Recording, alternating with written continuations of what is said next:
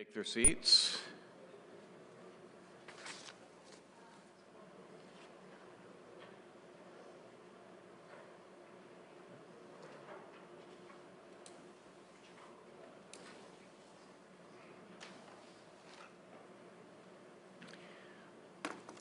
My name is Michael McConnell. I am the director of the Constitutional Law Center and a faculty member here at Stanford, and it is my great privilege to welcome all of you to this conference sponsored by the Constitutional Law Center on the subject of Roe at 40, what we have learned.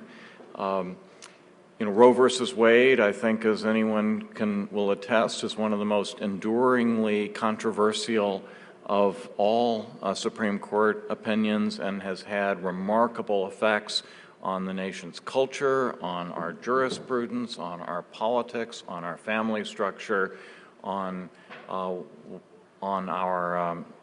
way in which religion and political parties and many other things organize themselves. And so I'm delighted to be able to welcome, I think, a really outstanding group of scholars to discuss the many ramifications of this important decision. And with that, I'm going to sit down and turn over the microphone to my colleague Amalia Kessler, who is the moderator for the first panel.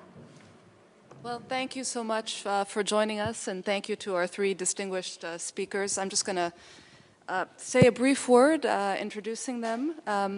I should add that, unfortunately, we lost Reva Siegel from Yale, who is going to be one of the presenters today and had to bow out just recently. So our three speakers are David Garrow, Judge Raymond Randolph, and Clarke Forsythe. I think I'll introduce them as they each speak. They're speaking in the order of the subject matter that they're presenting. So our first presenter is David Garrow. He's the research professor of history and law at the University of Pittsburgh and has published quite prolifically, probably most relevant to this particular conference. He's the author of Liberty and Sexuality, The Right to Privacy and the Making of Roe v. Wade, among his many other books. In addition, is the Pulitzer Prize-winning Bearing the Cross, Martin Luther King Jr., and the Southern Christian Leadership Conference. He's also a regular contributor to numerous publications of the popular press, including the New York Times, the LA Times, Washington Post, among others. And he served as a visiting professor at many prominent universities. So with that, thank you. Thank you very much. Let me begin with one sentence that Harry Blackmun uttered in 1987, which I think is a good way for us to start these 2 days. Roe against Wade was not such a revolutionary opinion at the time. And in that, I think Justice Blackmun was correct. In the beginning, of course, there is Griswold in 1965. And it, I think, is valuable to always remind people that Griswold was not a test case, as some termed it also in 1987, but Griswold was an appeal of a trial court pair of criminal convictions, Estelle Griswold and Dr. Lee Buxton, the head of OBGYN at Yale Medical School, and their trial court criminal convictions had been affirmed by 2 levels of Connecticut appellate courts. Griswold is what confronts the legalization of birth control in Connecticut, not just because Poe v. Ullman, which I think most people here are familiar with, not just because Poe v. Ullman gave it a pass, but because for over 45 years, Roman Catholic political influence in Connecticut had blocked any legislative repeal of the state's criminalization of contraception, going back to its initial sponsor in the 19th century, P.T. Barnum.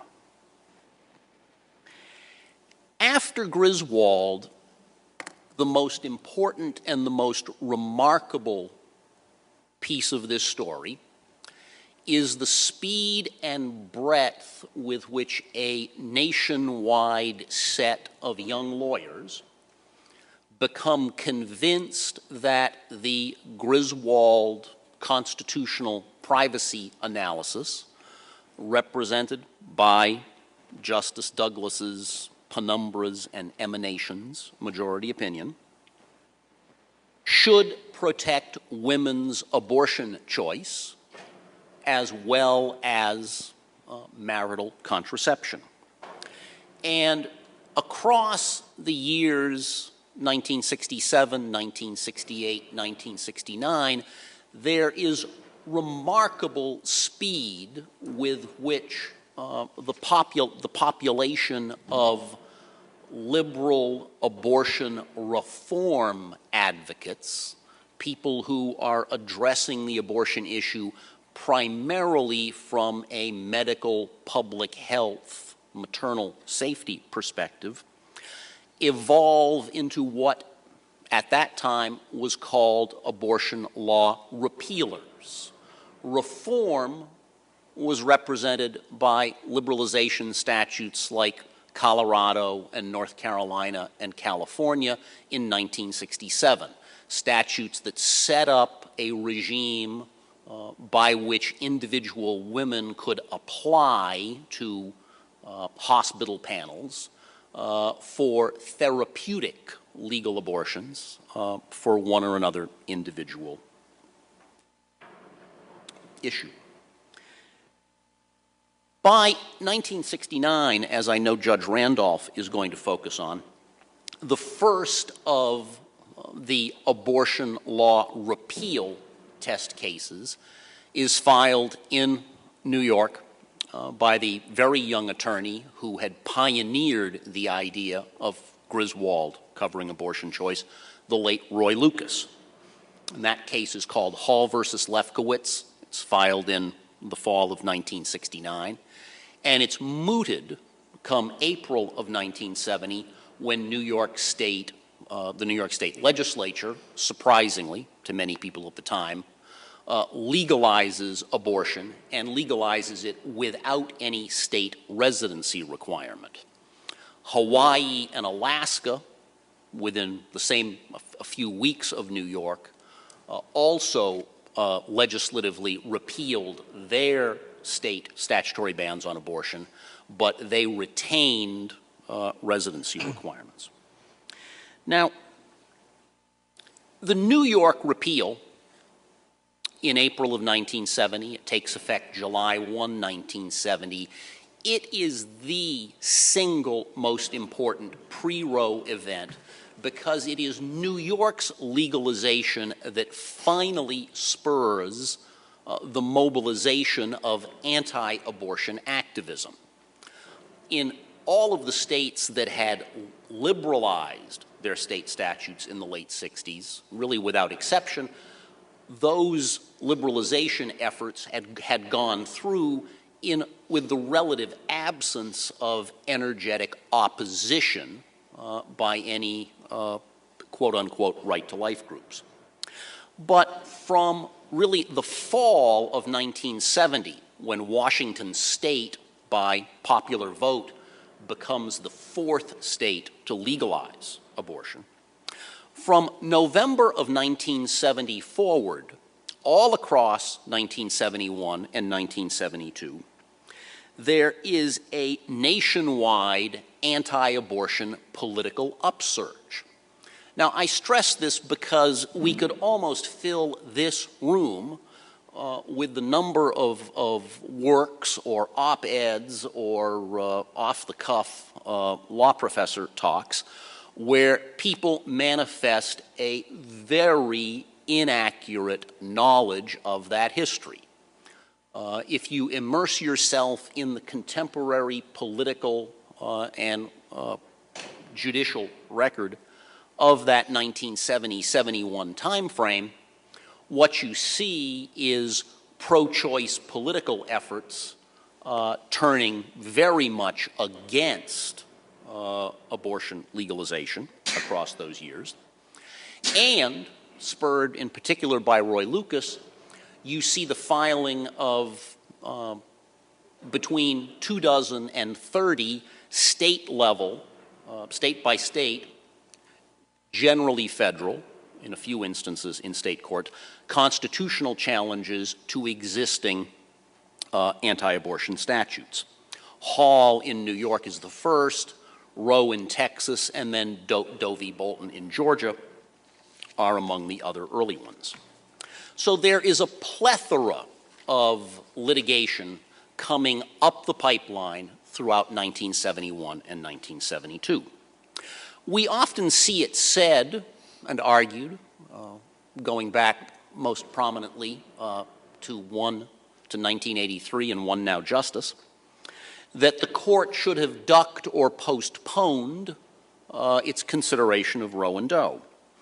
But if the court had not heard Roe and Doe, both of which were coming at that time from three-judge federal courts with a direct right of appeal, they're not cert grants, but had they, on some jurisdictional ground, chosen to duck Roe or Doe, the case then confronting them, which was on the docket and which was held, was Hodgson versus Minnesota, in which a quite prominent, reputable medical doctor, Jane Hodgson, was appealing a trial court criminal conviction affirmed by the Minnesota Supreme Court for having performed a first trimester rubella, measles, fetal defects, abortion on a married woman in a licensed hospital with the support of other prominent Minneapolis, St. Paul OBGYNs.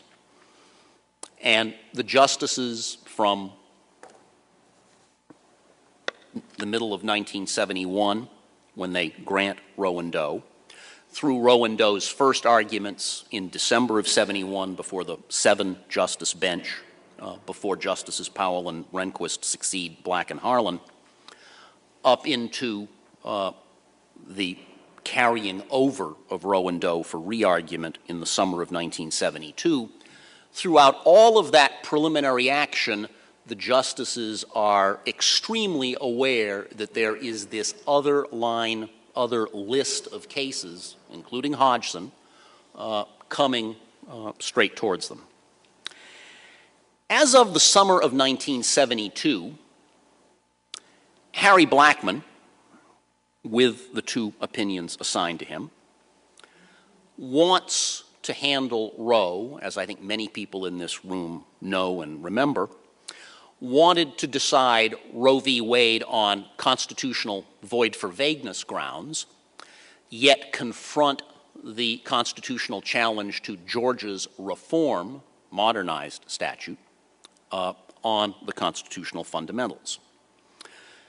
Byron White is forcefully arguing that there is no way in which the Texas life exception can be held unconstitutionally vague in light of the court's first abortion decision, just a year earlier, United States versus Vuitch, which had held that health, as used in the District of Columbia's anti-abortion statute, was not unconstitutionally vague. Now, it's in August of 1970 when Roe and Doe, as we know them, come into precise focus. Justice Blackmun's departing law clerk, George Frampton, had had the responsibility for drafting Doe, which at that time was the lead case. And I'm going to briefly read you a few sentences of Frampton's departing memo to his justice about where the opinion stands when the clerks switch over in mid-August. Frampton said he's drafted, quote, a comprehensive prescription for revised state abortion laws. I have written in, essentially, a limitation of the right depending on the time during pregnancy when the abortion is proposed to be performed. I have chosen the point of viability for this turning point when state interests become compelling for several reasons, including doctor's preference, state interest in the fetus. Frampton continued, I have included a section designed to show in greater detail that neither the law nor any other discipline has really arrived at a consensus about the beginning of life. That should sound familiar to most of you. But, Frampton apologizes, when it comes to constitutional privacy analysis, quote, I would have liked to do more here, but I really didn't have time at the end. And he regrets, again quoting, since the opinion does use this right throughout, and since it is a new application of it, I think considerable explanation is required in addition to what the circulated draft contained from a month or so earlier, again quoting, which was little more than one sentence plus a string cite. That might be familiar too. Now, Roe and Doe are scheduled for re-argument on October 11th, 1972. On September 20th, a three-judge panel in Connecticut, the case is called Abel v. Markle, with then District Judge John O. Newman writing the majority opinion, handed down an opinion striking down Connecticut's anti-abortion statute. Within 2 weeks, Justice Lewis Powell, who's been on the court by that time for 8 or 9 months, Justice Powell reads the Newman opinion, recommends it to his clerk, Larry Hammond, in preparing a full bench memo for Powell. And following the re-argument, when the Justices' Conference on October 13th, Powell at conference very forcefully presses Blackmun to drop his pre-existing vagueness basis for Roe and to confront the Texas statute on the constitutional right point and not just leave that to Doe v. Bolton. Now, after that second conference on Roe, there are 4 things that I think must be briefly emphasized. There is no forceful opposition within the court to the incipient majority from either Byron White or from William Rehnquist. Indeed, Rehnquist privately writes to Blackmun, and again I quote, I have to take my hat off to you for marshaling as well as I think could be done the arguments on your side. I think I will probably still file a dissent. Now, Blackmun's drafts, when he circulates revised opinions after that October 72 conference, would extend constitutional protection for a woman's abortion choice only to the end of the first trimester. And he writes to Rehnquist, and again I quote, I agree that after the first trimester, a state is entitled to more latitude procedurally as well as substantively. Several weeks after that, Hammond, Justice Powell's clerk, gives Powell a memo critiquing the Blackmun circulations, emphasizing viability, which had been very stressed in the John Newman opinion. And Powell, the following day, sends a letter to Blackmun, praising Blackmun's, quote, impressive scholarship and analysis in the existing drafts, but proposing, and this is the turning point, I'll read this very carefully, Powell proposes, whether drawing the line at viability would not be more defensible in logic and biologically than perhaps any other single time. But Blackmun resists. Blackmun does not want to move off the first trimester. Again, I quote, my preference is to stay with the end of the first trimester. I would like to leave the states free to draw their own medical conclusions with respect to the period after 3 months and until viability. Then, a week later, though, Blackmun shifts. He sends a memo to all of his fellow justices asking, he doesn't use Powell's name, but he's referencing the private Powell letter, asking what is their preference between viability and first trimester, Both Thurgood Marshall and William Brennan immediately chime in saying that viability is preferable because of the reasons that Powell and John Newman have articulated, and Blackmun agrees. And in mid-December, Blackmun circulates revised drafts that are Roe and Doe as we know them. Three quick closing points. To my mind, Jack Balkin of Yale, about 7 years ago, correctly proposed how Roe and Doe should have been articulated, that what should have been protected was a right of intimate relation. Individuals have the fundamental right to decide whether they want to become parents. A state may not force people to become parents against their will. And I'll read this word for word. The right to abortion is the right to a fair and realistic opportunity to choose whether or not to become a mother. Second, and this will be very familiar to, I think, everyone here, and I know it will be touched upon in subsequent panels, I have long believed that Roe has suffered far more reputational damage from ostensibly pro-choice liberals, beginning with John Hart Ely, then Ruth Bader Ginsburg, most outspokenly perhaps Naomi Wolf, perhaps most influentially Jeff Rosen and the New Republic, that Roe has suffered much more damage from that set of critics than from the ranks of anti-abortion voices.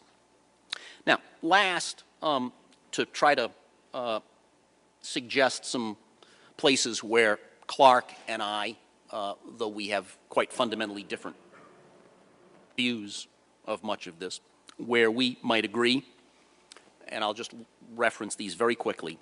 Bad doctors. My side of this issue has been morally remiss for 30 years in not taking the initiative to eliminate from abortion services some of the lowlifes who practice abortion medicine. Practice, I use in quotation marks. Philadelphia is, of course, the most revolting recent example. Number two, repeaters. We don't have any clinicians here, I don't think, today, and so when I invoke repeaters in this context, that may not mean have any clear meaning to many of you. But when you talk to the people who actually work in abortion clinics, they have a moral discomfort when they see a patient for the fourth or fifth or sixth time. Bob Hall, who's the named plaintiff in the case that Judge Randolph will talk about, Bob Hall, the leading New York abortion proponent of the late 60s, thought that the pro-choice movement had made a huge error when in the New York legalization by believing that the concentration of service provision was the way to go, and that that was an imperative to minimize women's costs. But the irony, and I think this is very powerful, is that there were more reputable licensed MDs providing abortion services in 1969, and you're hearing me say that correctly, than there are today. And that's a consequence of the choice that was made in New York. And then lastly, I think people on my side have to acknowledge that there is a fundamental difference between an 18-week abortion and an 8-week abortion, and that second trimester procedures are different than first trimester procedures, which is just what Harry Blackmun himself wanted to hand down before the combination of John Newman, Lewis Powell, Larry Hammond, Thurgood Marshall, and William Brennan changed Roe and Doe into the opinions that we have known since 1973. Thank you.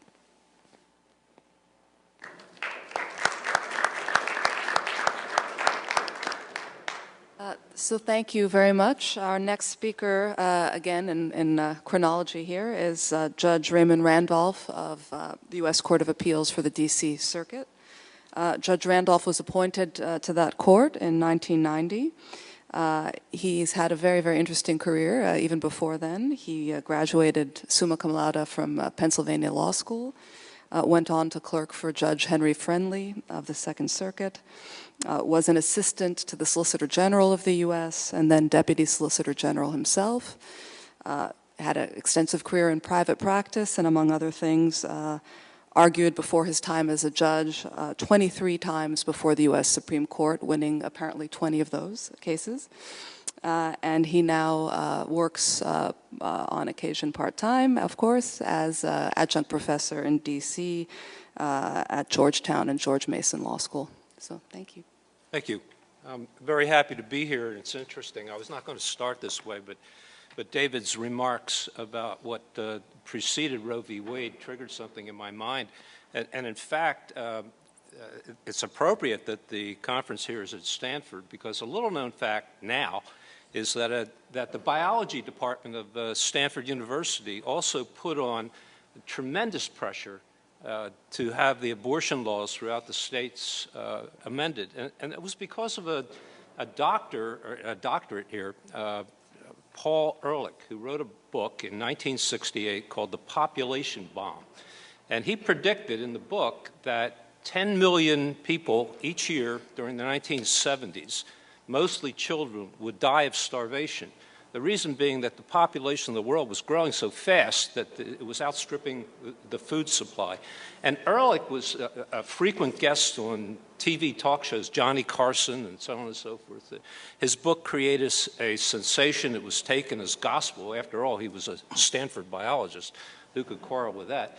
And if you go back to Roe v. Wade, you'll find in the opening paragraphs of Roe v. Wade a statement about population growth as being one of the serious problems confronting the world, if not America, during that period of time. Well, anyway, I was also going to say that I am not an expert on abortion. I've been on our court almost 23 years now, and I've never sat on an abortion case. And then it suddenly occurred to me I just did sit on one.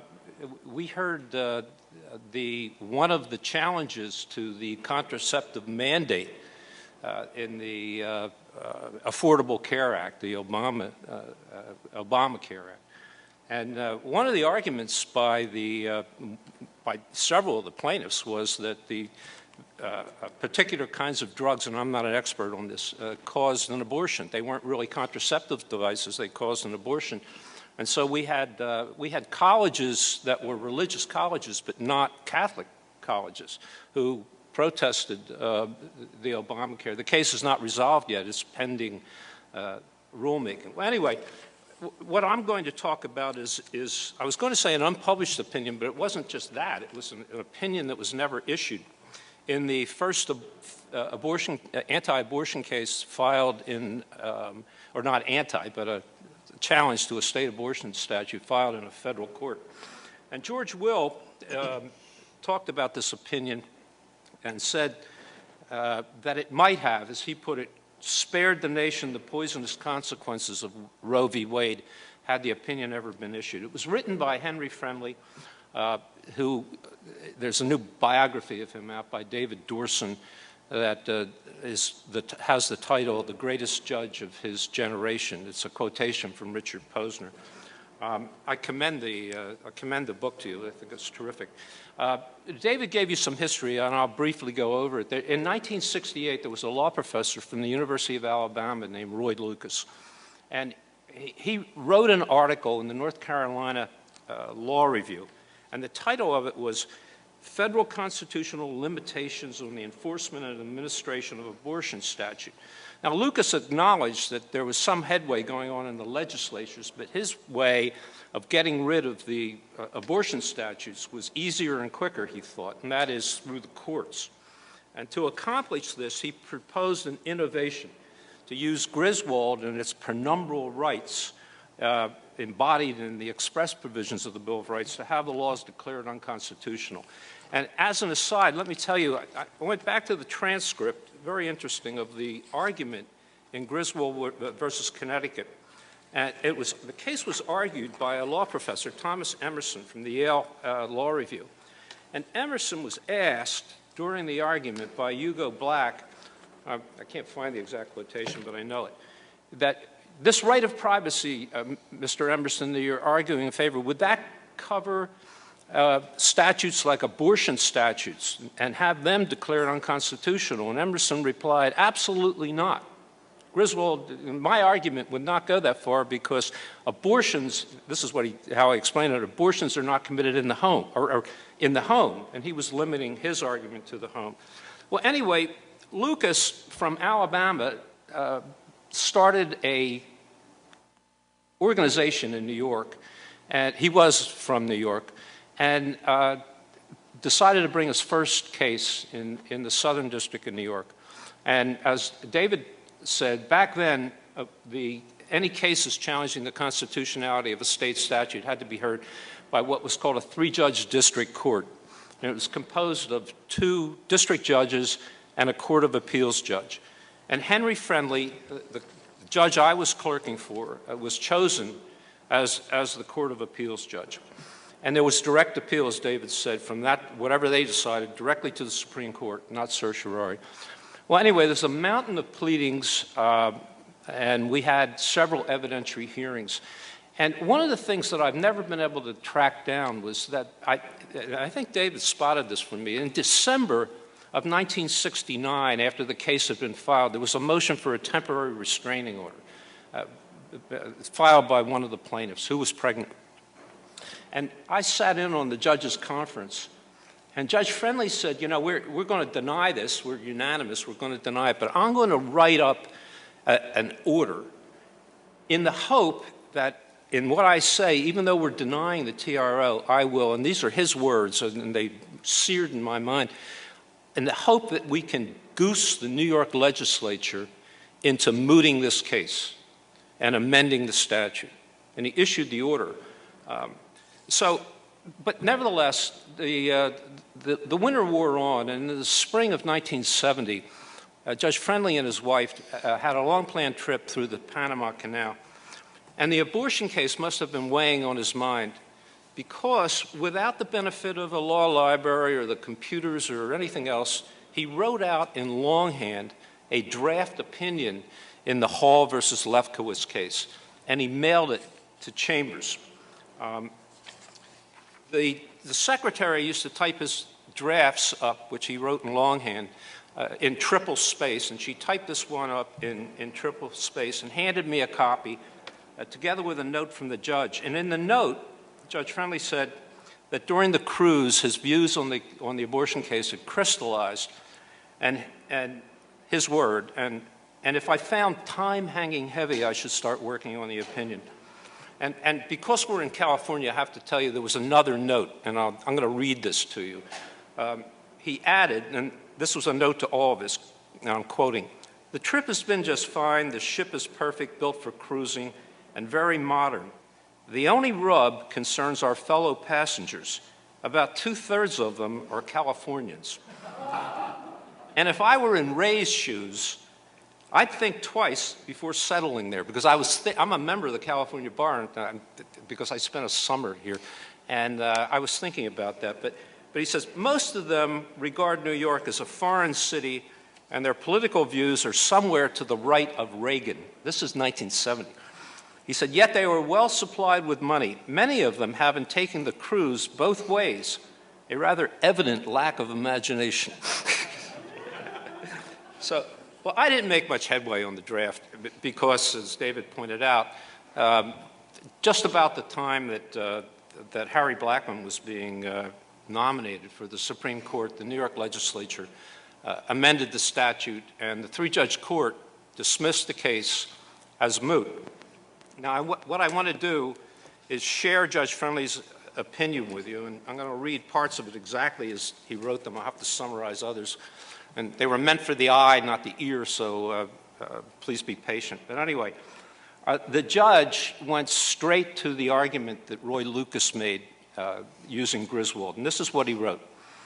"At first sight, the Griswold decision would not seem to afford even a slender foundation for the plaintiff's superstructure. The Connecticut statute struck down in Griswold was the most offensive form of anti-contraceptive legislation possible. It banned the use of contraceptive devices.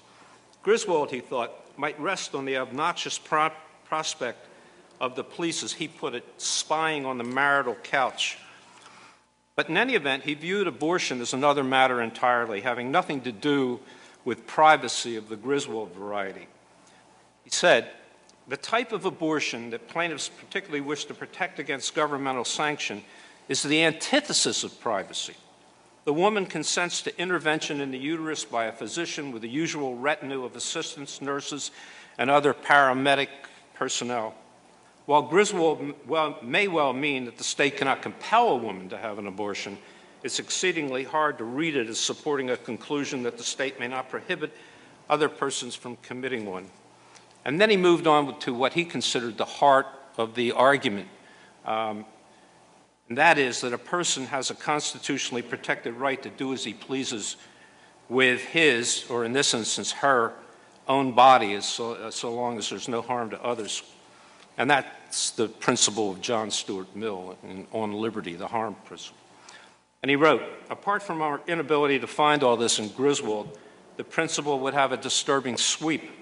Seemingly, it would invalidate a great variety of criminal statutes which existed generally when the 14th Amendment was adopted. And it's the 14th Amendment that is the constitutional provision on which Roy Lucas's argument rested, and the validity of which has long been assumed, whatever debate there may have been about their wisdom. Examples are statutes against homosexual conduct, attempted suicide, bestiality, drunkenness unaccompanied by threatened breach of the peace.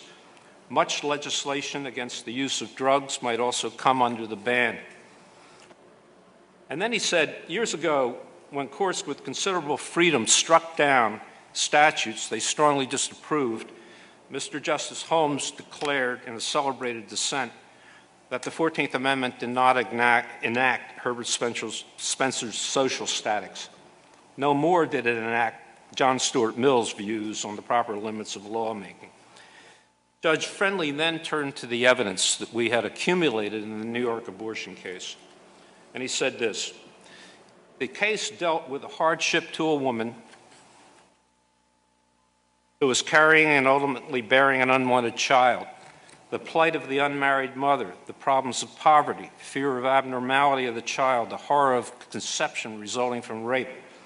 These and other factors may transform a hardship into an austere tragedy. Yet even if we were to take plaintiff's legal position that the legislature cannot constitutionally interfere with a woman's right to do as she pleases with her body, so long as no harm is done to others, the argument does not support the conclusion plaintiffs would have us draw. For we cannot say the New York legislature lacked a rational basis for considering that abortion causes such harm, even if we should put aside the interests of the father, negligible indeed in the many cases where he has abandoned the prospective mother, but not in all. The legislature could permissibly consider the fetus itself to deserve protection. Historically, such concern may have rested on theological grounds, and there was much discussion concerning when animation occurred. We shall not take part in that debate or attempt to determine just when a fetus becomes a human being. It is enough that the legislature was not required to accept the plaintiff's demeaning characterizations of it.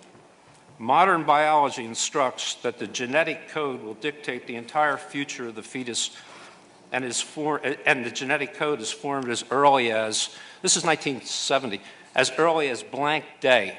And that was to be my contribution. I was supposed to fill the day in. After conception, the rules of property and tort have come increasingly to recognize such rights, and he continued. We would not wish to have our refusal to declare New York's abortion law unconstitutional as in any way approving or legitimatizing it. The arguments for repeal are strong. Those for substantial modifications are stronger still. But the decision what to do about abortion is for the elected representatives of the people, not for 3 or even 9 appointed judges. And then Judge Friendly predicted the issues that would arise if a court ruled the other way, which is what happened in Roe v. Wade. For each of his points, back in 1970, I could drop a footnote and have dropped footnotes to the cases that have plagued the Supreme Court ever since January 22nd, 1973. And here are just a few of Judge Friendly's predictions, which turned out to be correct. He said, there's a large range of what he called policy choices for revising state abortion laws, including danger to the health of the mother, conception by incest or rape, and probable abnormality of the child. A legislature might, he said, decide to permit abortions whenever the mother was below a certain age, whenever she was unmarried, when the parents could establish inability to care for the child. There's room also for considerable differences in procedures, how far to leave the decision to the physician performing the abortion, how far to require concurrence by other physicians, or where appropriate, psychologists or social workers. One can also envision a more liberal regime in the early months of pregnancy and a more severe one in the later months. And there is also opportunity for debate, both on ethical and psychological grounds, as to what is early and what is late. The legislature can make choices among these variants, observe the results, and act again as observations may dictate. Experience in one state may benefit others. In contrast, a court can only strike down a law leaving a vacuum. If we were to accept plaintiff's argument based on Griswold, we would have to condemn any control of abortion at least up to the uncertain point when the fetus is viable outside the womb. We find no basis for holding that by ratifying the 14th Amendment, the states placed at risk of judicial condemnation statutes then so generally in effect and still not without a rational basis, however one may regard them from a policy standpoint. And over the years, the Supreme Court has treated each one of these policy choices, as Judge Friendly put it, as if it were a matter of constitutional law. Roe did indeed leave a vacuum. And to use Judge Friendly's word, the court had no other law to apply except the three words in the 14th Amendment, quote, due process and liberty. Judge Friendly ended his draft with his view of the proper judicial role. An undertone of plaintiff's arguments is that the legislative reform is hopeless because of the determined opposition of one of the country's great religious faiths. Experience elsewhere, notably Hawaii's recent repeal, would argue otherwise. But even if plaintiff's premise were correct, the conclusion would not follow. The contest on this, as on other issues where there is determined opposition, must be fought out through the democratic process, not by using the courts as a way of overcoming the opposition, clearing the decks, and thereby enabling legislators to avoid their proper responsibilities. Judicial assumption of any such role, however popular at the moment with many high-minded people, would ultimately bring the courts into deserved disfavor to which they came dangerously near in the 1920s and the 1930s. However, we might feel as legislators, we simply cannot find in the vague contours of the 14th Amendment anything to prohibit New York from doing what it's done. And then Judge Friendly appended another note to me, and I want to give you a very quick background about this. We talked about the history preceding Roe v. Wade. Well, it goes back a little further than the 60s and the 70s. It even goes back further in this country because the Hippocratic Oath prohibits doctors from committing abortions and, in fact, also prohibits doctors from committing euthanasia. This worried Harry Blackmun a great deal, so much so that he spent a month during the summer of 1972 at the Mayo Clinic doing research trying to overcome the Hippocratic Oath. By the way, I heard a certain senator who's a doctor just the other day, I think he was on TV for about 13 hours last night, say that I took the Hippocratic Oath and the first rule is first do no harm. I doubt that he took the Hippocratic Oath. Doctors haven't taken the Hippocratic Oath in a long time. You have to swear to Apollo, which is a problem. And it also prohibits females from performing medicine. And the second thing is the phrase first do no harm is not in the Hippocratic Oath. But anyway. But Judge Friendly coupled them together, and this is what he said in the note. And he said, to be inserted in an appropriate place. So the note said, Ray abortion case, R-E, not R-A-Y. If a woman has an absolute right to the destruction of a fetus incapable of making a decision for itself, it would be hard to see why a man or woman does not have an absolute right to have his body destroyed. The discomfort of pregnancy and the pain of childbirth are surely not more than what often attends years of invalidism without hope of cure. The economic burdens of an added child, readily avoidable if the parents wish, are not of the same order or magnitude as the costs of many terminal illnesses, which may consume or exceed the savings of a lifetime and entail misery for a surviving spouse. I think my time is close to expiring, is it?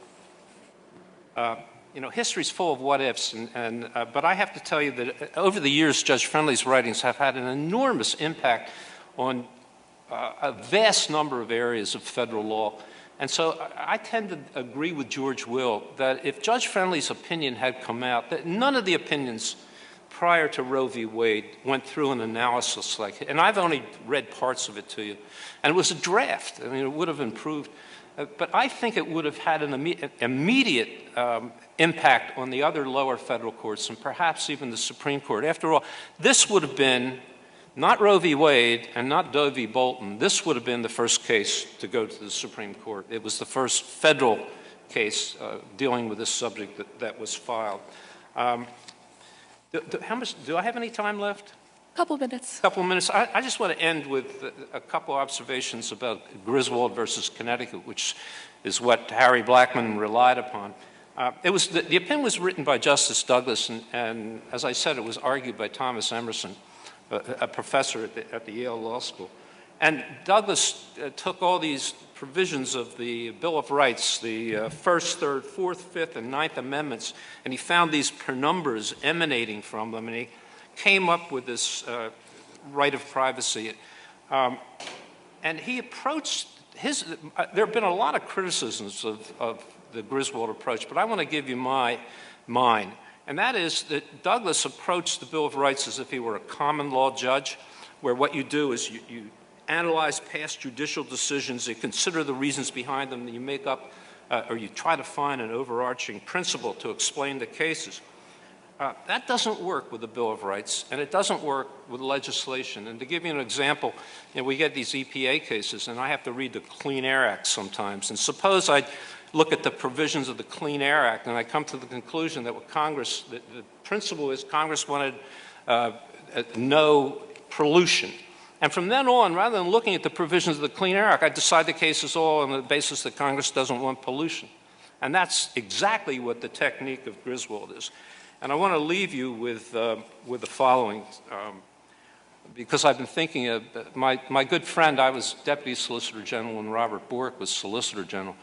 And there was a sequence during his confirmation hearing, the famous, where he was Bork, in 1987. And the chairman of do you know who the chairman of the Judiciary Committee was back then? It was Joseph Biden. And Griswold the questioning about Griswold played a prominent role in that hearing and in every other confirmation hearing ever since 1987. But here's the exchange.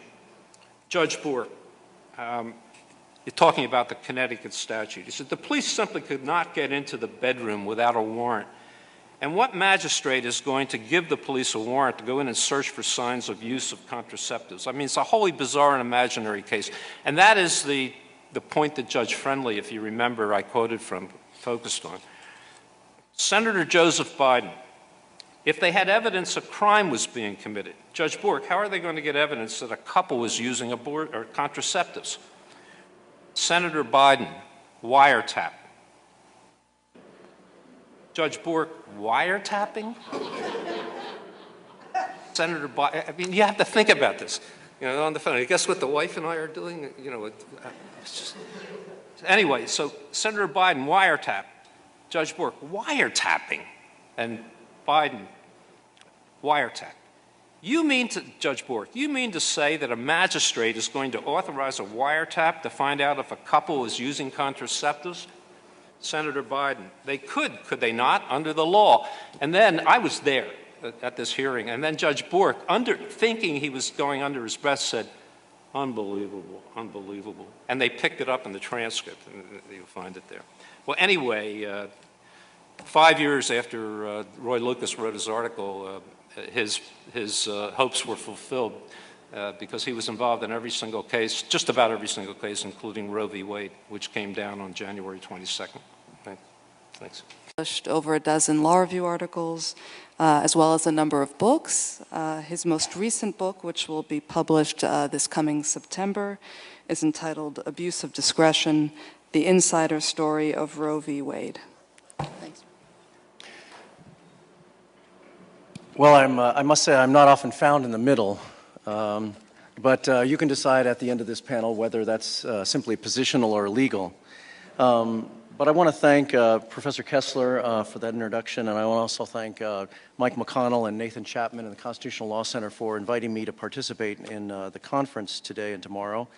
And I want to say also how gratified I am to be on the same panel with David Garrow and Judge Randolph, because each of them in their own research and scholarly writing have opened up paths of original sources that helped me in writing and publishing Abuse of Discretion. And although my interpretation of the facts may differ from David's in Liberty and Sexuality, that's a wonderfully engrossing piece of impressive research, and I heartily recommend Liberty and Sexuality as an essential history of the background of the abortion cases. But this afternoon, I'd like to address the medical myth at the foundation of Roe versus Wade. And I'd also like to take Judge Friendly's 1970 draft opinion as my starting point. To reiterate, his draft opinion stated, quote, "The decision what to do about abortion is for the elected representatives of the people, not for 3 or even 9 appointed judges. The legislature can make choices among various abortion policies, observe the results, and act again as observation may dictate. Experience in one state may benefit others. In contrast, a court can only strike down a law, leaving a vacuum in its place," unquote. That's exactly what Roe versus Wade did, as I will explain, and more data is published in my Villanova Law Review article, a roadmap through the Supreme Court's back alley, that was published last May. Of course, since it hasn't been stated up to now, what we know as Roe versus Wade is really 2 cases, Roe versus Wade and Doe versus Bolton. The companion case of Doe versus Bolton has been, unfortunately, typically ignored over the past 40 years, despite its significant impact on abortion policy in the United States, because the court held that Roe and Doe, quote, "are to be read together," unquote. And in Roe, the court held that the states could prohibit abortion after fetal viability, quote, "except where it is necessary for the preservation of the life or health of the mother," unquote. And then in Doe, the justices defined health as, quote, "all factors, physical, emotional, psychological, familial, and the woman's age, relevant to the well-being of the patient," unquote. So the health exception after viability swallowed the supposed prohibition after viability, and for 40 years, the health exception after viability has meant emotional well-being without limits. As Lawrence Tribe wrote shortly after the decisions, quote, "In Roe and Doe, the court carried that doctrine of substantive due process to lengths few observers had expected, imposing limits on permissible abortion legislation so severe that no abortion law in the United States remained valid," unquote. The surprise to you today may be that Roe and Doe actually began as a procedural mistake. The court took the 2 cases in April 1971 to decide the application of Younger versus Harris, and to a lesser extent, Dombrowski versus Pfister. But the abrupt retirements of Justice Black and Justice Harlan within a week of each other in September of 1971 flipped the balance of the court, and a temporary majority of 4 justices, Douglas, Brennan, Marshall, and Stewart, during the 15-week vacancies, resolved or disregarded the Younger issue and decided to use the cases to declare a right to abortion. That's how the justices ended up with 2 cases that had no trial or any evidentiary record on abortion or its implications, disregarding a long line of cases that the court would not decide constitutional questions without a record. So in the first argument in Doe, the Assistant Attorney General told the justices, quote, "We know of no facts. There are no facts in this case, no established facts," unquote. And in the first argument in Roe, the Texas Assistant Attorney General told the justices, quote, "The record that came up to this court contains the amended petition of Jane Roe, an unsigned alias affidavit, and that is all." Now, Justice Blackmun told this story to at least two people, and it's confirmed by the briefs, the justices' papers, and the oral arguments. Justice Blackmun wrote to Chief Justice Rehnquist in 1987, quote, "I remember that the old Chief Warren Burger appointed a screening committee chaired by Potter Stewart to select those cases that could, it was assumed, be adequately heard by a court of 7. I was on that little committee. We did not do a good job. Potter pressed for Roe v. Wade and Doe v. Bolton to be heard, and did so in the misapprehension that they involved nothing more than an application of Younger versus Harris. How wrong we were," unquote. Well, with no evidentiary record in either Roe or Doe, the justices were left with a large vacuum and the temptation to rely upon their personal experiences, prejudices, and hunches in deciding the abortion cases. And in that evidentiary vacuum, the justices were susceptible to untested theories of law and history and medicine. And I'll focus the rest of my time on just one example, the medical foundation of Roe and Doe. The outcome was driven by a novel medical claim that abortion was safer than childbirth that had no reliable medical data to support it. The medical claim was argued for the first time in the briefs in the Supreme Court. The truth of the claim was directly disputed at oral argument, and it was repeatedly pointed out that neither Roe nor Doe had any record. No existing obstetrical textbook published before 1972 made any claim that abortion was safer than childbirth, yet through repetition, it became a mantra. In Roe, the mantra was based on abortion mortality numbers from Soviet bloc countries, but there was no reliable data from these countries and no reliable data that these rates were comparable or that they showed that abortion was safer than childbirth. Nevertheless, Justices Blackmun and Douglas ended up citing 7 medical references between them to support the mantra in Roe and Doe. All except one of the 7 sources relied on 1950s statistics from Soviet bloc countries, but even those were not peer-reviewed studies, just raw numbers. The justices cited, for example, a 1961 JAMA, a Journal of the American Medical Association article. But this was merely a report of an international conference on abortion from May 1960 and conversations, not data, by the author Christopher Tizzi with a Dr. Hirschler about Hungarian data. Another that was cited in Roe and Doe is merely a letter to the editor. Several of the articles don't even claim to compare childbirth mortality and abortion mortality. And finally, there were data from New York City, derived from 10 months of New York State's legalization of abortion after July 1970. But this was hotly disputed for one key reason. 55% of the abortions in those months were performed on out-of-state residents who were lost to follow-up, making it impossible to monitor their condition. And in Justice Blackmun's papers, you can find a one-page clerk's memo which acknowledged this criticism, concluding that it was devastating, in the clerk's words. But Justice Blackmun merely corrected the clerk's grammar, as he was known to do, and proceeded to cite the New York numbers in his final Roe opinion. The mantra and the data from the Soviet bloc countries were challenged as unreliable by the attorneys for Texas and Georgia in their briefs and at the oral arguments in December 1971 and the re-arguments in October 1972. But despite the absence of reliable data, the medical mantra directly and profoundly shaped virtually every major aspect of Roe and Doe.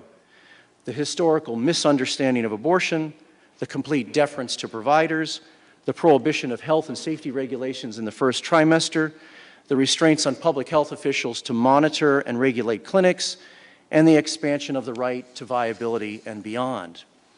Today, the claim that abortion is safer than childbirth is based on the mechanical comparison of the official published abortion mortality rate and the official published childbirth mortality rate. But these two rates are non-comparable because what goes into the numerators and what goes into the denominators of each of those rates is radically different.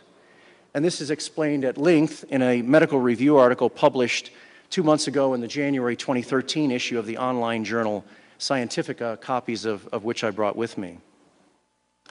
Unfortunately, the adoption of the medical mantra in Roe that abortion was safer than childbirth had 3 profoundly negative results. The first is the public health vacuum. The justice's medical assumption that abortion was safer than childbirth was directly responsible for the justice's prohibition of health and safety regulations in the first trimester when 90% are done. After Roe and Doe, the justices said, "We really mean no health and safety regulations in the first trimester." And they proceeded in 3 cases between 1974 and 1980 to invalidate or deny cert in 3 cases with clinic regulations. And the implications have been profound, as recent incidents demonstrate.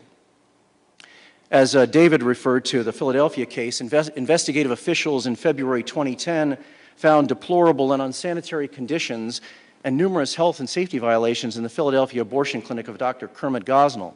The Philadelphia district attorney charged Gosnell with murder and the death of an abortion patient, and he goes on trial next month.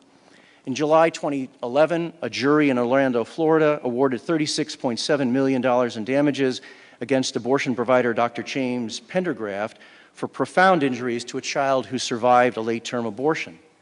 In the summer of 2011, the Chicago Tribune found 6 deaths and 4,000 injuries in Illinois abortion clinics that were never reported to the Illinois Department of Health. After Alexander Nunez died in January 2010 after a botched abortion by Dr. Robert Hosty at his A1 Women's Center in Queens, New York, the state of New York finally revoked his license 2 years later. Healthy 24-year-old Tanya Reeves died in July 2012 at Northwestern Memorial Hospital in Chicago after an elective abortion at a clinic on South Michigan Avenue in Chicago. A wrongful death suit was filed and quickly settled by Planned Parenthood for a reported $300,000. And a healthy 29-year-old woman died in Germantown, Maryland last month after an abortion at 33 weeks of pregnancy. In 40 years, the court has yet to approve health and safety regulations in the first trimester. Second is the expansion to viability and beyond. David Garrow and the judge have mentioned this briefly, but after Roe and Doe were re-argued on October 11, 1972, Justice Blackmun distributed his second draft opinion in November of 72, which I think, as David said, emphasized the end of the first trimester, 12 weeks, as the quote-unquote decisive limit to the right to abortion. But the justices, as David said, then began to negotiate over the scope of the abortion right they were creating, and by early December, Justices Powell and Marshall had persuaded Justice Blackmun to expand the right by 16 weeks, 4 whole months, from 12 weeks to 28 weeks of pregnancy. And Justice Blackmun's third draft of December 72, only 4 weeks before the decisions were publicly released, expanded the right to viability officially for the first time. But there was never any briefing or argument on viability or its medical implications.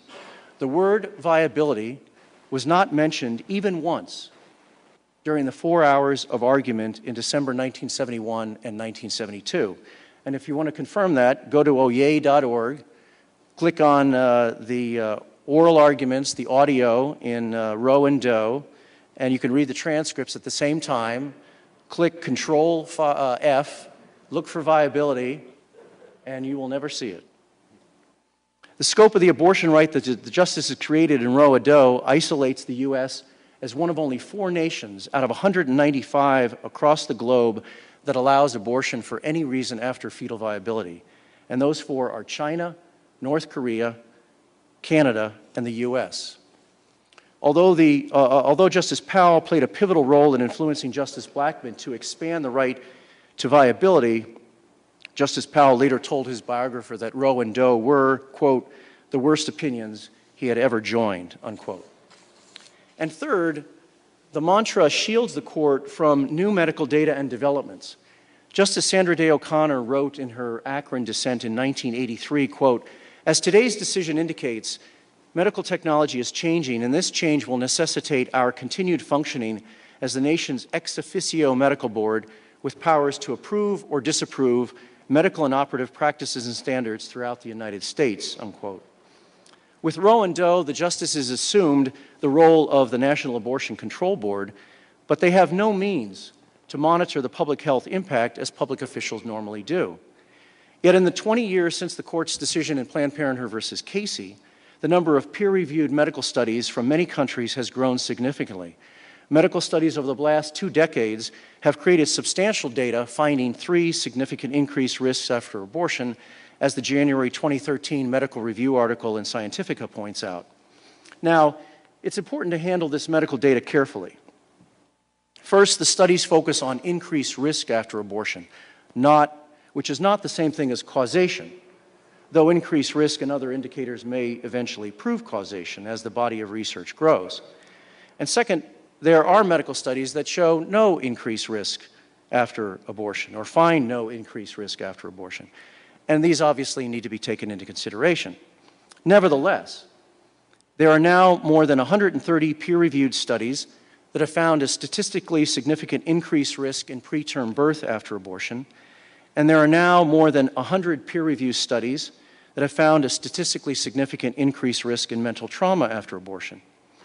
But because of Roe and Doe, the justices are insulated as a passive institution dependent on the nature of litigation from monitoring abortion practice or medical developments as state and federal public health officials normally could. So I think Judge Friendly put his finger on the problem in 1978 in his Miami Law Review article when he criticized the court for this use of medical claims that were not part of any record. He said, quote, "The main lesson I wish to draw from the abortion cases relates to procedure, the use of social data offered for the first time in the Supreme Court itself. The court's conclusion in Roe that, quote, mortality rates for women undergoing early abortions where the procedure is legal appear to be as low as or lower than the rates for normal childbirth, unquote, rested entirely on materials not of record in the trial court. And that conclusion constituted the underpinning for the holding that the asserted interest of the state in protecting the woman from an inherently hazardous procedure during the first trimester did not exist." Friendly continued, quote, "If an administrative agency, even in a rulemaking proceeding, had used similar materials without having given the parties a fair opportunity to criticize or controvert them at the hearing stage, reversal would have come swiftly and inexorably. The court should set an example of proper procedure and not follow a course which it would condemn if pursued by any other tribunal." Well, I say more about this in greater detail in my book, Abuse of Discretion, that's forthcoming from Encounter Books in September. Thank you for your attention, and I look forward to your questions.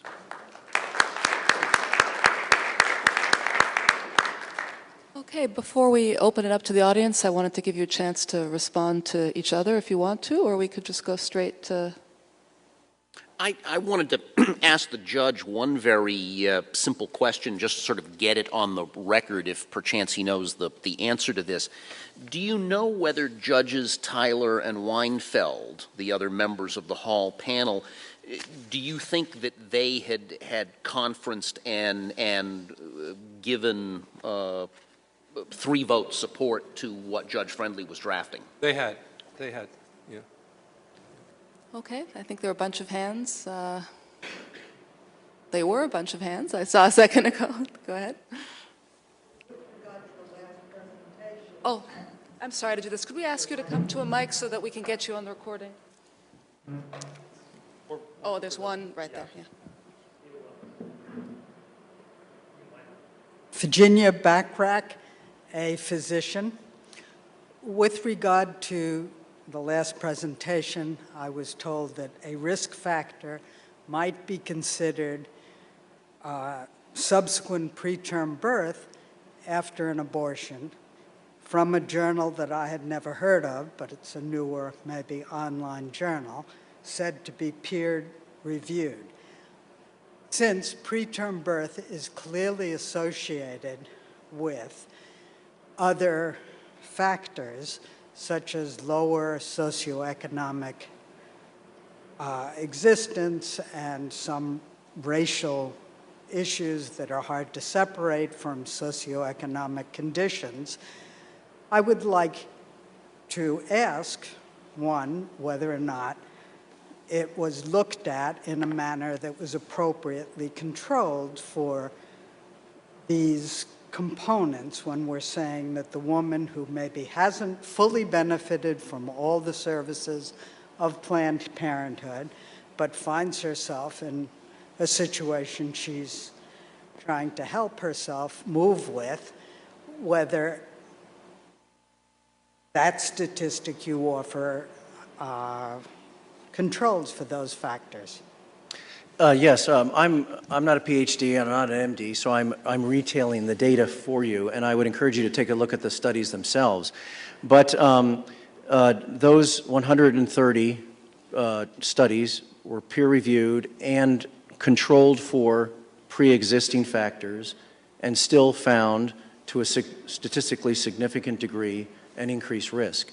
And I have a copy of the scientific article, which I can give you after the panel, which cites all 130 studies. Additionally, I wanted to ask whether or not, when you keep speaking to the issue of the unsubstantiated risk statements about abortion versus natural childbirth, whether or not you, in your perception there, have taken into account the change that has occurred since Roe versus Wade, such that a woman can, in her own home,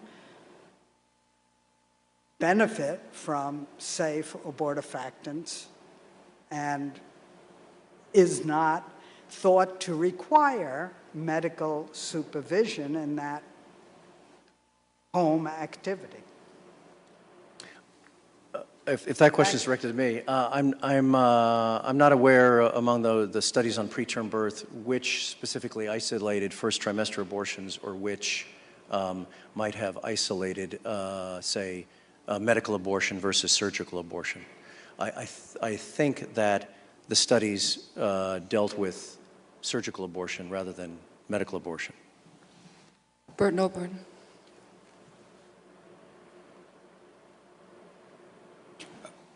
Good afternoon. My name is Bert Newborn. I'm going to be a moderator tomorrow. I have 2 points, one that I'm enthusiastic about making and one that I'm a good deal less enthusiastic about making, but I think intellectual honesty requires that gets made.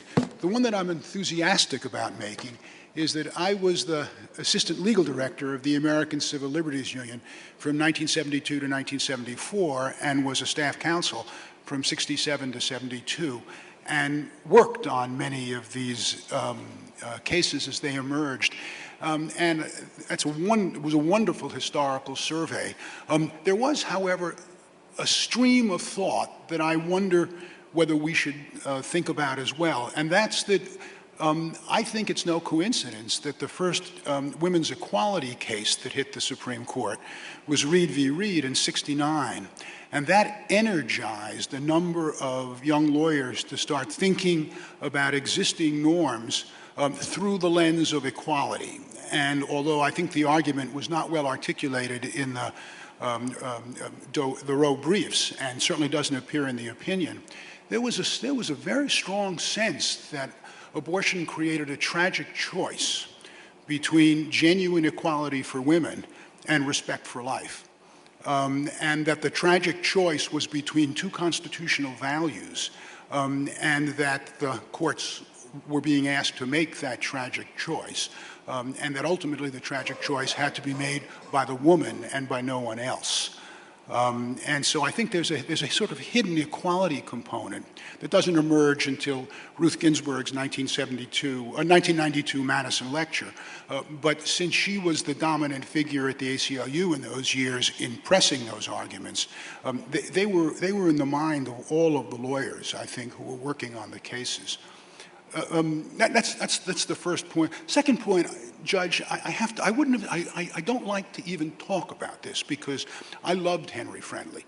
I appeared before him a number of times as a young lawyer. I thought he was perhaps one of the greatest judges that the country has ever produced. And David Dawson's biography of him is a magnificent biography, and I recommend it to everyone. But there's a very serious problem in the way you've presented this. that clause that he had in his opinion, which I've known about, saying that if I rule for abortion, I have to rule for suicide too, in the tragic circumstances of his life, question whether or not we can really rest heavily on his opinion, because when the time came in his life, when he found his life unendurable, suicide was something that happened. If he was going to have that right to himself, and he acknowledged that it is an equivalent with women, women could be put into that same unendurable position. And so You may have missed it, Bert, but he wrote that in the passive, not the active. No, I understand that, but so he was talking about assisted suicide, not to have his life taken is, I think, the exact phrase. And I don't know if there's any connection. I mean, Henry Friendly did commit suicide. That was 1986. He was writing this in 1970. It was after he lost his wife. It was after his eyesight was failing. He was alone. But in 1970, I think he was at the height of his powers, and Sophie was alive. So I don't draw a connection. Well, please don't misunderstand me. I don't mean to quarrel with his final awfully tragic decision that he had to make. I simply suggest that at a point in 1970, when suicide seemed the furthest thing from him, it was easy to analogize that to abortion and say, as a matter of Griswold, if I go down one road, I'm going to have to go down the other. Yeah, the problem is lived life, I mentioned this only in passing because the time was short. But essentially what he did in this draft opinion, and the whole thing is reprinted in the Harvard Journal of Law and Politics, if you want to take a look at it, a few years ago. But he analogized what the Supreme Court said, and I think they said it directly in Roe v. Wade, and they certainly, Justice Kennedy's opinion in Lawrence versus Texas, which was the homosexual sodomy case, adopted it knowingly or unknowingly, but he took it as John Stuart Mill's no harm principle, that the only proper purpose of legislation is to prevent harm to others.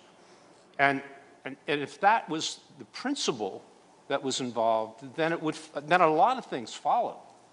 And one of which was this idea of assisted suicide. Yeah. Thank you. I agree with that. Please.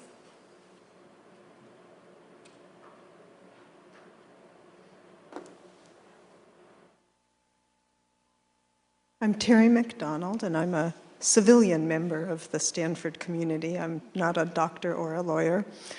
And my question is about the Judge Friendly's draft decision, seemingly deferential position toward the legislatures making laws of this nature. And I wonder if 40 years on, that judicial regard for legislatures differs, and if there would be that same reverential, deferential assertion that should be where the decision lies. And one might also throw in recent decisions by legislatures throughout the country as evidence. Thank you. I'm not sure I heard everything. The acoustics in here are not very good, and my hearing isn't either. So, but in any event, if you're asking me about whether the deference that Judge Friendly showed to legislative judgments is something that the modern court is engaging in, to a certain extent, I think it is. But we've come a long way. We're a much longer distance now from the Lochner era, for lack of a better word, until the Supreme Court saw the light. And I think the memory of that is fading. And most people don't realize that from the time of Lochner, which was the New York Baker's Law, the Supreme Court struck down on the theory of Herbert Spencer's social statics. you know, the freedom of contract. By the way, Spencer and Mill were contemporaries, and their theories were basically the same as far as I can make out. But in any event, I think that the Supreme Court struck down 200 state and local laws from the period of Lochner, which is, what, 1906? Is that right? 05? Okay. Until West Coast Hotel and all these other, Atkins and all these other cases. So, you know, I just read, I wondered the same thing. I just read that Arkansas has passed a very, very restricted, what is considered, I mean, it's really remarkable. I said that. They did, I think the law was no abortions after the first trimester? That's first trimester. Yeah, okay. Or close to it. Yeah, I don't know. Like I say, I don't sit on abortion cases, thank goodness. If I might add, the court since 1989 has actually taken 3 retreats from Roe and has given progressively more deference to the states with respect to at least marginal regulations. So there is, over the last, and those 3 cases were 1989 in Webster versus Reproductive Health Services, 1992 in Planned Parenthood versus Casey, and 2007 in Gonzalez versus Carhart. So because of those 3 retreats from Roe, the court has progressively given more deference to the states with respect to marginal regulations. And there is, in fact, a robust debate, I would say, going on in the states and the state legislatures with respect at least to marginal regulations. The Arkansas example that was just given kind of is the most, shall we say, on the cutting edge of limiting abortion after 12 weeks. But there have been 11 states that have prohibited abortion after 20 weeks. Now, all those laws are going to be subject to test case litigation now, and they may be struck down. But the states are beginning to debate some real limits based on what we've learned over the last 40 years. And I think that's a healthy and a good debate, and it should continue.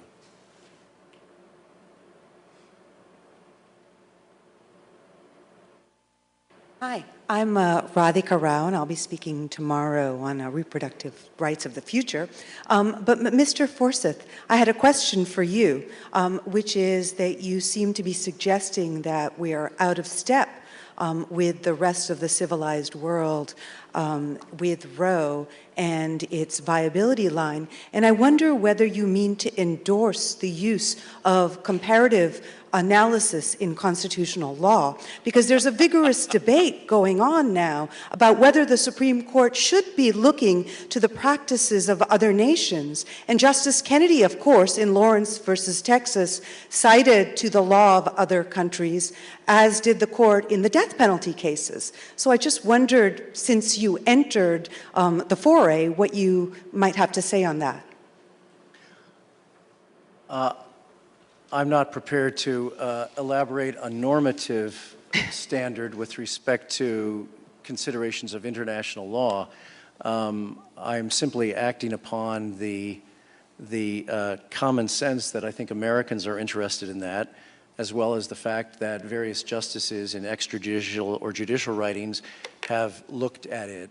So the data is important, whether you think the justices should, as a normative principle, act on it or not. And I agree with you. I do think it's relevant, and I teach a course on comparative constitutional law. But of course, Justice Scalia thinks otherwise. May I comment? You mentioned Lawrence versus Texas, and, yes. and you're absolutely right that Justice Kennedy did cite, he cited the Wolfenden report from England, which was a debate between Lord Devlin and the famous philosopher H.L.A. Hart. But what he failed to mention was that was a debate about what kind of legislation they should have. Justice Kennedy used it as a basis for interpreting the Constitution. They're very, very different things. But I don't really think he used it as a basis for interpreting the Constitution. I think he used it along with other case law and with other sort of legislative movements to suggest that the world community was moving in a certain direction. Therefore, the Constitution must be moving in that direction too. Well, that perhaps you could see the same trends within the United States as well, and then he cites to state statutes and state movements and sort of more recent trends within the United States to support that. You know, let me tell you, I don't have any strong objection to citing foreign sources. When I was in the Solicitor General's office, and I don't know if Professor Strauss is here, and he was there too, but sometimes we get these constitutional cases, and you couldn't think of an argument. So what there were always three arguments back in the 70s that you could make, and one was that we've never done it that way before. And the second was, look at what would happen if we did. And the third was, they don't do it that way in England. I agree. I think we always have looked abroad. It's just become particularly controversial to do so now. Mike Liveright, also civilian. Oh. Sorry, I think I'd called on him and we'll do. This question is for Mr. Garrow. I'm James Hunter from the University of Virginia. And I just wondered if you could elaborate on the provocative statement you made about how some progressive voices, you mentioned Jeffrey Rosen, Naomi Wolf, and others, in a way have been more damaging to the pro-choice or progressive position in this than even strident. Happily. In order, I think most people in the room know the John Hart Ely Yale Law Journal essay that came out very soon after Roe, and which I had in mind in reading some of those quotations from George Frampton's memo to Justice Blackmun, because, you know, Frampton, as a clerk in August of '72, is quite aware that the draft opinions are constitutionally deficient. Many things happen between August and December, but the work that he had not had time to get to doesn't get done. And the Ely essay is a famous piece because it highlighted the fact that it was one sentence on a string cite. Justice Ginsburg's critique, beginning in 1983, a year in which, interestingly enough, her clerk, or one of her law clerks, was Michael Klarman. I think Justice Ginsburg's critique of Roe as going too far, too fast, has had a significant trickle-down effect. I think the Naomi Wolf attack on Roe, 1995, a very famous article, calling abortion a necessary evil, saying that she was pro-choice but that abortion is a necessary evil. Well, once you categorize the act itself as evil, I think that's highly problematic to argue that there should be constitutional protection for evil. And Jeff Rosen, whom I hugely respect and have said many, many positive things about in print, I think that Jeff and the entire New Republic tradition, which, you know, goes back directly to Alex Bickle, I think that has been extremely culturally influential over now 25 plus years. And I may not get the quotation exactly right, and it's I don't believe necessarily by Jeff. It's a unsigned New Republic editorial, declaring that abortion is a right that should be protected by politics. Now, that's a contradiction in terms. If it's a right, it deserves constitutional protection, or is it not a right? So I think there has been no shortage of sloppy thinking about Roe and Doe, in the same respect that there has been a tremendous amount of historical sloppiness, often carried out by quite prominent academics, on things, and here's another place where Clarke and I agree. For instance, the number of maternal deaths due to abortion across the 1960s. The number was vastly more modest in actuality than some of what has gotten picked up and ignorantly repeated over the years. You and then you. I'm interested in two, I guess, historical things. One is it contentious whether the Supreme Court decision was at the point at which there was a wave of increasing choice or increasing restrictions on abortion, and what was that? And secondly, your concept that there were more doctors who were certified. Does that mean that basically as abortion limits are strengthened, we will see more safe abortions? Let me do the latter one first. The world of abortion in the United States before 1970 was that any woman who had a personal physician and had a significant amount of money could almost certainly get a safe abortion. That there were hundreds and hundreds of licensed doctors who silently, quietly were performing first trimester abortions on married women patients of theirs. And you know, the demographic data on that, of course, is imprecise because it was an illegal economy. But it was a very widespread illegal economy in the same way that contraception in the New Yorks and Massachusetts and Connecticut's in the 1920s and 30s, if you had a private physician, you got a diaphragm fitting. If you couldn't afford a private physician, you didn't get a diaphragm. I'm sorry, remind me of the first thing, the first part. Oh, yes. I invoke that only in pushback against the breadth of assertions, and Justice Ginsburg back in the 1980s was repeatedly guilty of this error. The breadth of assertion that had the Supreme Court not decided Roe and Doe or a similar case, that the wave of abortion liberalization and legalization would have kept sweeping forward. That's just historically, factually wrong. The New York State Legislature voted to repeal its legalization of abortion in 1972.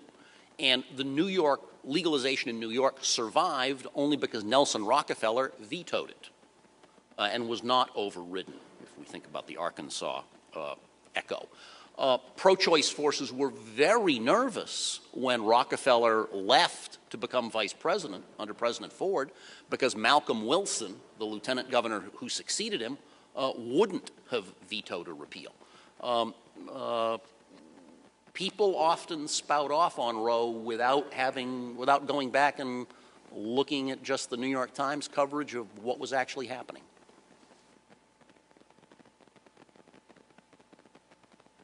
Close on time.